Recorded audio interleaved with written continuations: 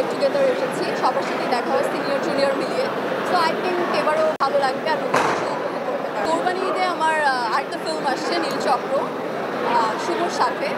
তো আমি নীলচক্র নিয়ে আসলে খুবই আশাবাদী, কারণ এটা আমার সেকেন্ড ফিল্ম আর গল্পটা প্রচুর পরিমাণ ইন্টারেস্টিং, এই জেনারেশনের গল্প। আর আমার মনে হয় যে আমার ক্যারেক্টারটার নাম হচ্ছে রাইমা। তো কাজল রেখা থেকে রাইমা হয়ে এসেছি, দর্শকরা প্রচুর পরিমাণে ডিফারেন্স খুঁজে পাবে। আর এই তো আসলে আমি আমার যতটুকু দেওয়ার অ্যাক্টিং করার আমি আমার সাধ্যমতো চেষ্টা করেছি। এখন আমি অভিনয় শিখছি, আসলে শেখার তো আসলে শেষ নেই। আর চেষ্টা করেছি রাইমা হয়ে ওঠার, গল্পটার ক্যারেক্টারে ঢোকার।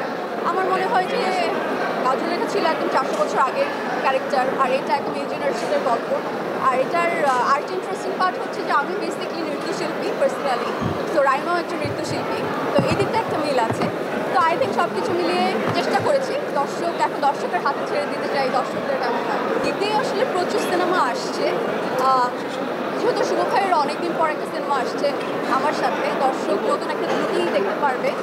আর আমাদের গল্পটার যেই প্যাটার্নে পুরো এই জেনারেশনের গল্প, যারা স্কুল গোয়িং, ভার্সিটি গোয়িং, আমার মনে হয় প্রত্যেকে ফ্যামিলি নিয়ে ছবি দেখতে পারবে, সোশ্যাল মিডিয়া কেন্দ্রিক। আর অনেকগুলো ছবি আসছে, শাকিব খানের ছবি আসছে। সো আমি বলবো যে প্রত্যেকটা সিনেমা প্রত্যেকটা মানুষকে গিয়ে দেখার জন্য, আর তার সাথে সাথে আমাদের নীলচক্রকে উপভোগ করার জন্য। আর কেমন লেগেছে অবশ্যই যেন দর্শক হয়। না, অ্যাকচুয়ালি নতুন কিছু না, ওটা ইউএসএতে একটা অ্যাওয়ার্ড প্রোগ্রাম ছিল। সো ওখানে আমাদের একটা পার্ট ছিল, সচরাচর নাচতে হবে। সো ওটা রিহার্সাল পার্টি, কেউ হয়তো ভিডিও করেছে। প্রত্যেকটা কালার করতেই পছন্দ করি, আর সত্যি কথা বলতে সব কালারে আমাকে মানায়, কারণ আমি জানি না মানিয়ে যায়। সো আজকে মনে হলো যে ব্ল্যাক করলে আমাকে আই থিঙ্ক ভালো লাগবে, সো ব্ল্যাক করে এসেছি।